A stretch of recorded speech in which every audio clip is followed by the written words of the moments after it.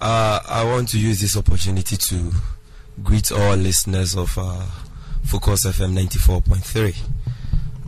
This topic that we are all discussing today is a topic that I take much interest in discussing, because to me, corruption is not just an issue, but it is a paramount issue.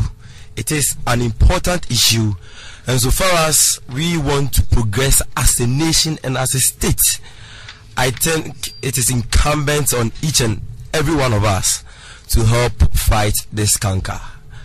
And by this, I happen to be the last speaker on this, at least for the first round.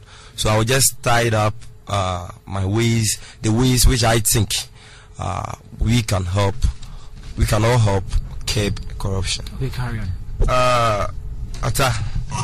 First of all, we need to know why it is important to fight corruption.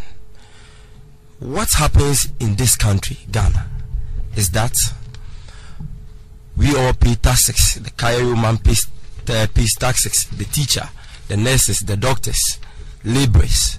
We all pay taxes and contribute to the kitty. But at the end of the day, our resources are exploited by the few Ghanaians who, by some chances, have themselves in charge of certain positions, and they are exploiting the Ghanaian, looting the Ghanaian. And I mean, if you go to certain institutions and you see what is happening there, it is an eyesore.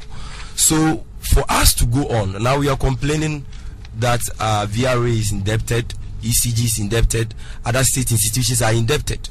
Where does all this money, where do we get the money to resource these institutions to go on? I think that the money that we are losing through corruption practices are huge. And so if we are going to up our efforts to curb this canker, we will get somewhere. We will get a lot of resources to channel to other projects which will help you and I. But let me come straight to the fight against corruption. First of all, my colleagues here have touched on some, mainly being the strengthening of institutions. And I just need to reiterate that point and add my voice to this and say that it is important that the state institutions who have been mandated with the powers to fight corruption live up to the expectation.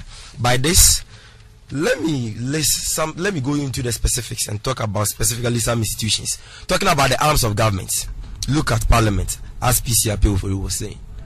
Look at the various Auditor General reports that have been tabled on the tables of the House, but yet we seem not to see what they are doing about it.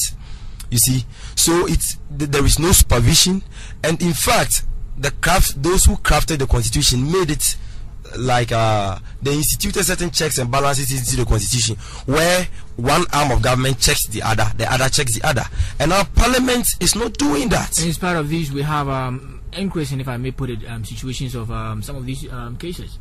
Yeah. Part of these checks, how effective are they really? Yeah, and that's what I'm talking about. We don't see them at all. You have a whole member of Parliament talking about the fact that the executive spent about 13.6 trillion without approval from Parliament, and the parliamentarians are sitting down just because of their affiliation with one political party or the other. So I think that Parliament in particular should rise up to the occasion, should put their ass together, and should live up to expectation. Coming to the executive, and here I'll plea with the current government to fulfill its promise of separating the Ministry of Justice from that of the Attorney General, as promised in her manifesto. I think it is a very important step. That alone will not stop corruption. That alone cannot fight corruption. But I think that would be a bold step. And so the executive itself, the president, and I will come to leadership and then I will touch on that. They all, including the judiciary, sometimes I weep when you go to the police station to file a case, and you will have to pay money to the police where the complainant would have to pay for transportation for the policeman to go and arrest a suspect. Look at this. This will not happen in America. It will not happen in Britain. It is not so because they are better than us. It's so because. I do blame policemen. There's not enough resources. That's a fact.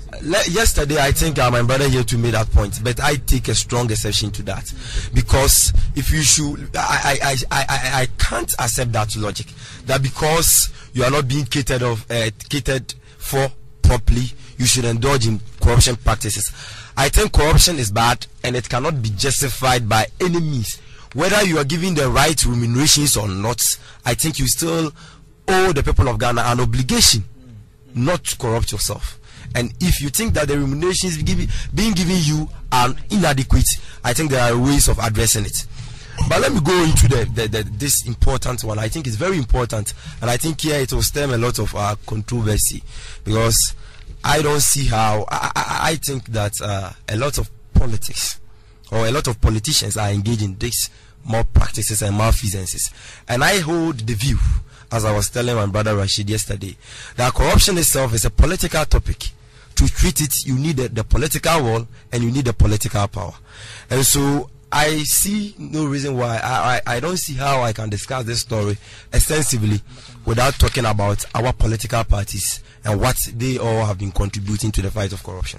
But first and foremost, when we are talking about leadership, the role of leadership in the fight of corruption, let's look at the past. I just started, Rashid, don't worry. Let's look at the past. The New Patriotic Party. Once upon a time, you had a New Patriotic Party in 2001 coming to power with a campaign message of zero tolerance of corruption. But later, what did we see? We had a certain president establishing an office of accountability, situating that office in his private office, I mean the castle. Till now, there are no public records of the work that office did. Who is this certain president?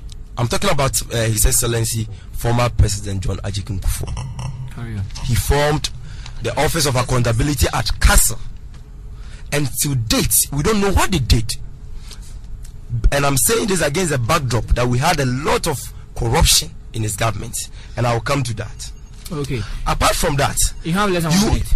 Oh! No, seriously, you have less than 1 minute. After some few months after they came to power, you have the whole national chairman of their party, Haruna Isiku, coming to the public and telling all Ghanaians that the monies and the corruption at the castle was too much. That was what brought about the kickback situation. I'll be getting back to you later on, but this is still your community watch on Freewatch 94.3. Approximately 20 minutes.